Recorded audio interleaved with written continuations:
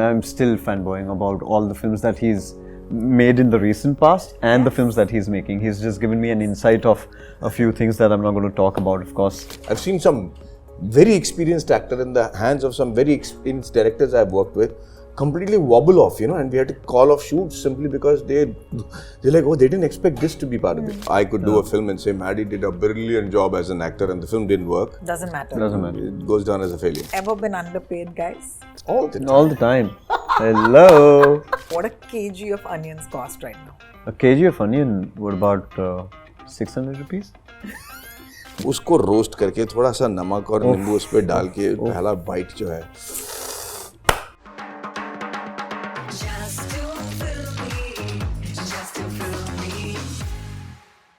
Z5 is the home of Hisaab Barabar. It's a very interesting film that makes for a great weekend watch, khas karke because this weekend is also Republic Day.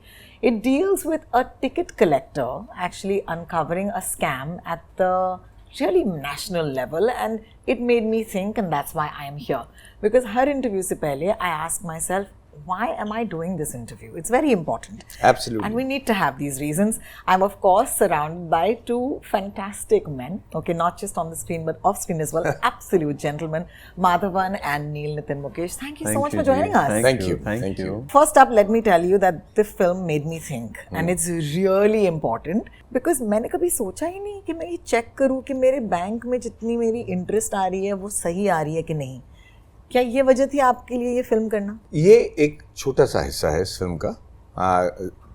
More important aspect is that the common man has very common desires and dreams. He hasn't got many huge ones. He wants to get married into a nice person, have his kids study properly, have his daughter go and get her married and settled, have his son take care of his business or work and become independent, and then he wants to retire and worship in what he wants to do. And history is proof and testimony of the fact that when the regime or the rulers or the government gets in the way of this dream, that's when they turn a David into a Goliath. Yes. And that's the crux of this movie. Radhimohan Sharma is a guy who prides himself. His dignity is the fact that he's good with numbers. Yes. And then the banking system insults him and tells him that he's no good and he's wrong. That's when he starts, trying to figure out whether he's right or the system is right. And he uncovers such a big scam and pushed to a corner. How he becomes the Goliath is a story which is what attracted me to this film. I absolutely love to see you in that role. Thank you. And you surprise me every time. You are... I mean, I don't like to say North Indian versus South Indian, but because I'm South Indian, I must say you convince me, वहाँ पर किसी और film में अदरक बोल दिया था, यहाँ पर कुछ और बोला है आपको. But you're so good and you do that so well. Neil, you surprise me with this film because you're playing this flamboyant character, a huge departure from who you really are. Correct. So talk to me about creating that for yourself, because who imagined you that way? I couldn't have. I mean, that's what, I like shocking myself and, of course, not just the audience, but also people in general who know me, in real life. Mickey Mehta was, very well written, very delicious a character again, multi-layered, something that I don't see myself in person at all. I have nothing of Mickey Mehta. At all? At all. I can vouch for Nothing. that. Nothing. You can too. I think Hisaab Barabar just was that perfect balance of not a very relevant story alone, but told in a very nice comical, satirish, way to engage an audience. And then of course, to be a part of it, because not many times do I get to be a part of a common man story. Unfortunately or fortunately, because of a certain look and personality that I carry. So maybe filmmakers have a certain reservation. But when I do get the opportunity, and I'm constantly on the hunt for it, and I'm constantly trying to reinvent myself as an actor. That's why I do films like Saath Khoon Maaf, or David, Wazir, just Indu Sarkar, just to break the mold and the monotony of how I am and reinvent myself and sharpen the axe there. But I think with Hisaab Barabar, it just was a no-brainer. You had to be a part of a film like this. Yeah. I'm very curious to know about the two of you as an equation. How familiar were you with each other before this project, and what has that relationship been like? How important is it for you to be excited about your co-star? it's half the enthusiasm about the project itself. Yeah. And when the director and I were talking about who should be playing Mickey Mehta, and he was very keen that it be Neil, and I was very happy. The reason I'm saying it, and I don't know if Neil also saw it, even though he's playing a flamboyant, negative shade and grey shaded character, it was very important that the audience get convinced that what he's saying is also right. Sometimes, I'm also convinced that, he's got a point. Maybe the overall picture is all wrong. Maybe the outcome of that is all wrong. But people should think he's justified. Only then does a character become powerful, And so, when Neil said yes, I was very excited. I had met him a couple of times off the set before, and I've seen his work, and I was a big fan of what he's capable of pulling off.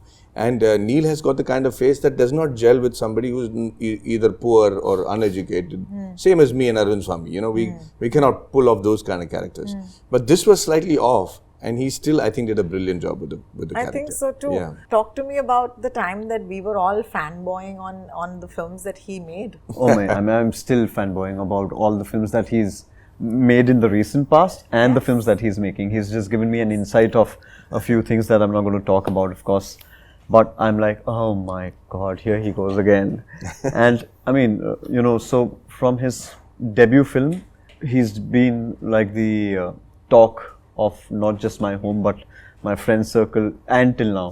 So for me, it was a big high to go and tell everyone that I'm doing a film with R.Madhavan. Thank you. To be very honest. Yeah. It was, I've been a fan of all his work up until now. First day was in fact one of our, like almost the interval block. So it was a tough moment because by then it has already peaked. Yeah. The battle between these two characters have peaked. So, but that was the first day of shoot. So in your mind, I'm like, I have prepared myself, but when I went on set, I had to wash it all off and start all over again. But him just sitting out there and just saying, okay, Neil, just, so I was also trying to figure out a certain sur of how I want to, portray this character, and then I'll have to consistently maintain that with its non-linear formatting of executing it. But वो पहला दिन था और वो पहला दिन इतना मुश्किल सीन तो जब सर के साथ सीन हो रहा था and he sat in front of me and I said, Manny, I'm getting a little confused about what do you think? See, that's the bigness of an actor. Sorry, I'm interrupting you. No, not at all. What he's saying might seem like an incident, but for an actor, it's extremely traumatizing. Yeah. Because you come with the confidence of your experience and your conditioning, right? And you think, this is how I'm going to say the lines, this is how, Yeah. For an actor to wash that off his mind and say, hey, you know what, damn it, I didn't see it this way, and then change it on the set. People have been rattled, people can forget lines, they'll start sweating because you're shaking their, like the entire foundation. You're shaking their entire way of preparation, yeah. You're shaking their entire conviction of how a character has to be done. A lesser actor would fabulous. I've seen it. I've seen some very experienced actor in the hands of some very experienced directors I've worked with completely wobble off, and we had to call off shoots simply because they're like, oh, they didn't expect this to be part of it. But he was jumped on that horse. He controlled it. He subdued it, and then for me, I was so happy because, if I may, Hanji, please. The scene was such that without saying anything, I could make that scene about Radhe Mohan Sharma. Correct. Yeah. Without saying anything, the whole sympathy would come on this guy because he's talking to the villain. But I would have entirely destroyed the purpose of writing that scene. Like, director was very sure, I want this guy to be Havi over him, but it cannot be over dramatized. It has to be the conviction of what he's saying. So to bring in the negativity in the conviction, that almost makes him look without any histrionics. Without any histrionics is very difficult. It's very difficult. I mean, you actually, like he rightly said, that what he's saying is he's believing in it. Yeah. Like he believes कि मैंने तेरे 27 रुपए 50 पैसे लिए, तुझे क्या problem है, मैं तेरे को टीवी दे रहा हूँ ना. Yeah, absolutely. तो I mean, उसके लिए वो उसकी मेंटालिटी है. बिल्कुल.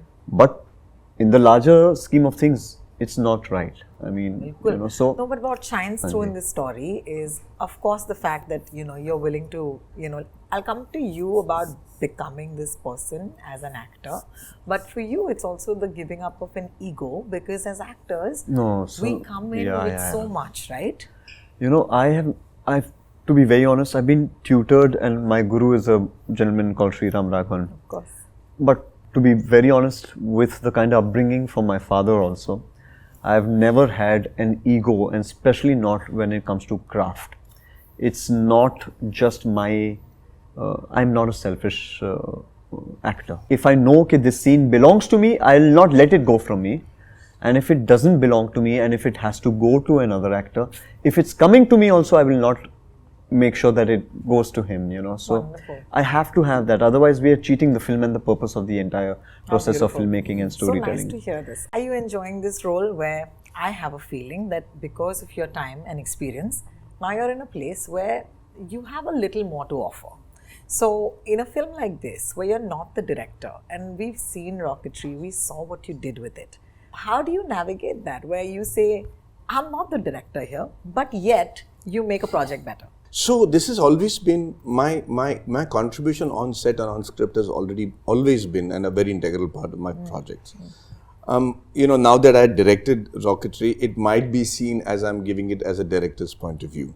So I have always maintained that the film or a story or a project has to be the vision of one person. Yes. If it is not, then more often than not, the project has failed. Yes. You will see it innumerable times. You know, it looks like, this whole setup of people cannot go wrong, and they go terribly wrong because there are too many drivers on the seat. So I have never ever superseded the vision of a director. If I have said yes to him, that means I've sold my soul to him for that moment. So I stick by that. But I will emphatically put my suggestions onto it. Okay. But never on the set where you undermine the director's decision. Authority. Yeah, absolutely. Because that is, you know, that is changing the power equation. If I do that, if I argue, if I debate, it gives everybody else the liberty to come in with their own choices, which might not be conducive for the film. Correct. So it's always the director is always the boss on the set. So no matter what I've done with my directorial debut ventures,